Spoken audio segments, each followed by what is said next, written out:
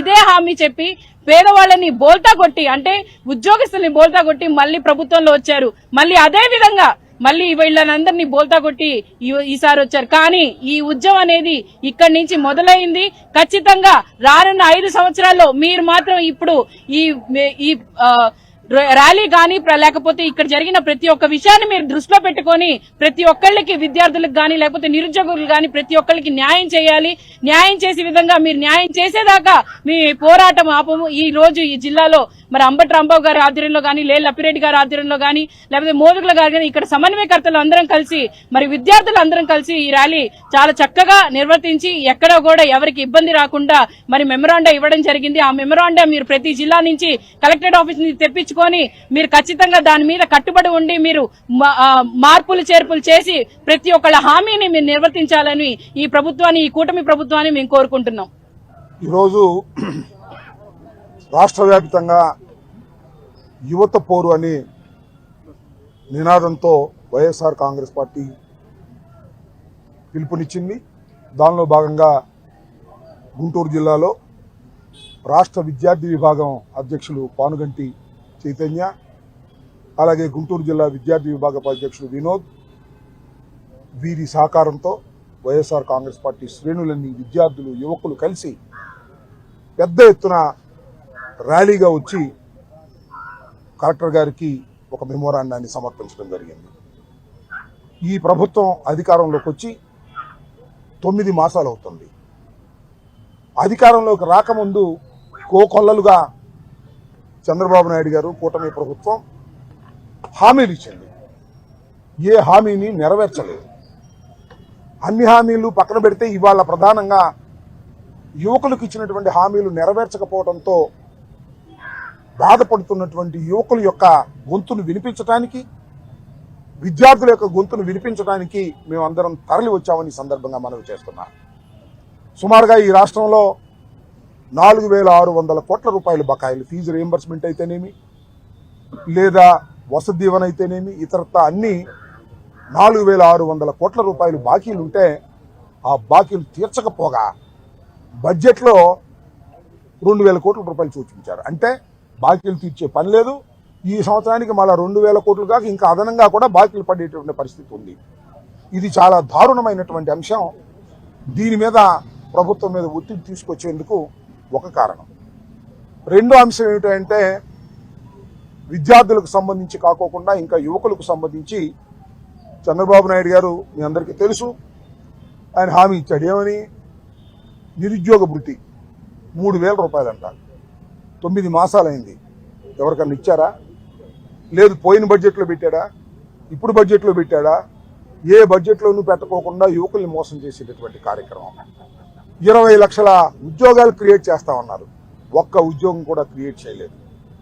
దాంతో పాటు వైద్యశాలలు, గవర్నమెంట్ కాలేజీలన్నింటినీ కూడా జగన్మోహన్ రెడ్డి గారు అందరికీ పేదవాడికి వైద్యం అందాలనే ఉద్దేశంతో వైద్య కళాశాలలు నిర్మిస్తూ ఉంటే అవన్నీ ప్రైవేట్ పరం చేసేటటువంటి పరిస్థితి వాళ్ళ చంద్రబాబు నాయుడు గారి కూటమి ప్రభుత్వం కలిగిస్తూ ఉంది.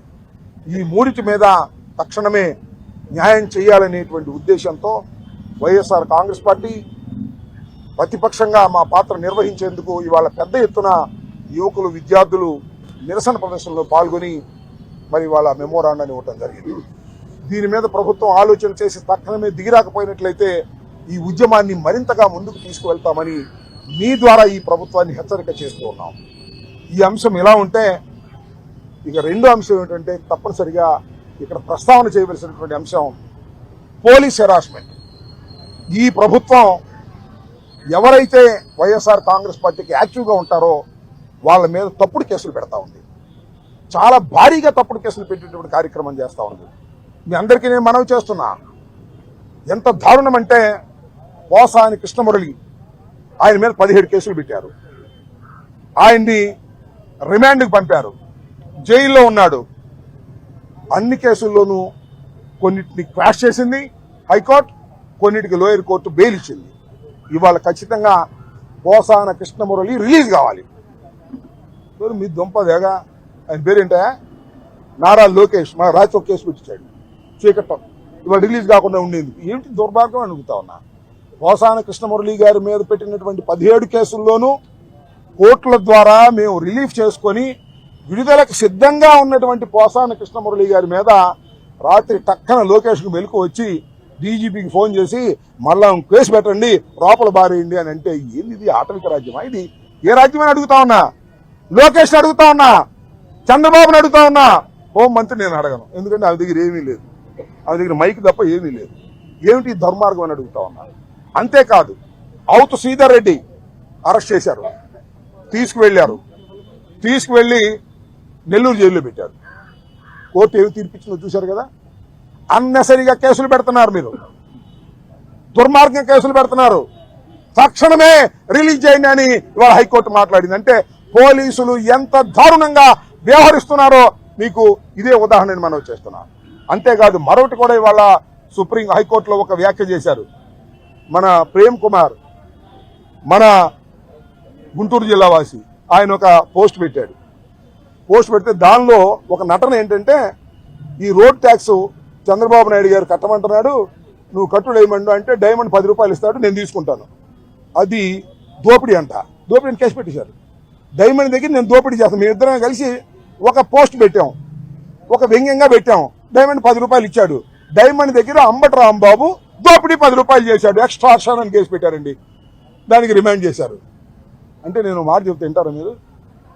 చిరంజీవి గారి సినిమా చూశారుగా, బాలకృష్ణ గారి సినిమా చూశారుగా, ఎంతమందిని చంపేస్తారు? టపా టపా టపా టపా కాల్చేస్తారు. వాళ్ళందరి మీద ఇక మర్డర్ కేసు పెట్టాలిగా, సినిమాల షూటింగ్ లాగా. ఇది అంతేగా.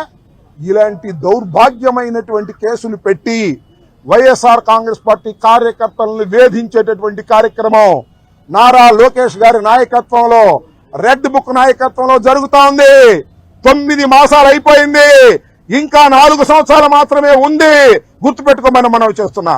అన్యాయంగా అక్రమంగా కేసులు పెడితే ప్రజలు సహించరు, న్యాయస్థానాలు సహించవు.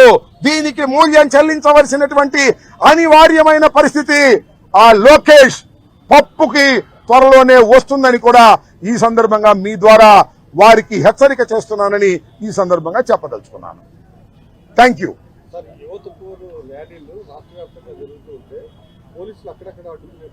యువత పోరు ర్యాలీని అడ్డుకోక ఏం చేస్తారు? పోలీసులు అడ్డుకునే కార్యక్రమం, ఫెయిల్ చేయాలనే కార్యక్రమం, బెదిరించాలనే కార్యక్రమం. ఇది పోలీసు రాజ్యం, ప్రజాస్వామ్యం కాదు. యాక్టివ్గా ఉన్న మీద కేసులు పెట్టడం, జగన్మోహన్ రెడ్డి గారి మీద కేసులు పెట్టడం, మా మీద కేసులు పెడతాం. మళ్ళీ రేపు పెడతారు ఒక కేసు, రేపు పెట్టడం, రేపు మళ్ళీ కేసు పెడతారు. డైమండ్ మీద, నా మీద, నూరి మీద, ఆపిరెడ్డి మీద, అందరి మీద మళ్ళీ కేసు పెడతారు. పిచ్చోళ్ళారా, మీ కేసులకు భయపడతా ఉంటాయా? చెప్పాగా, మీ రెడ్ బుక్ మా ఇంట్లో కుక్క కూడా భయపడదని. We don't care all these things.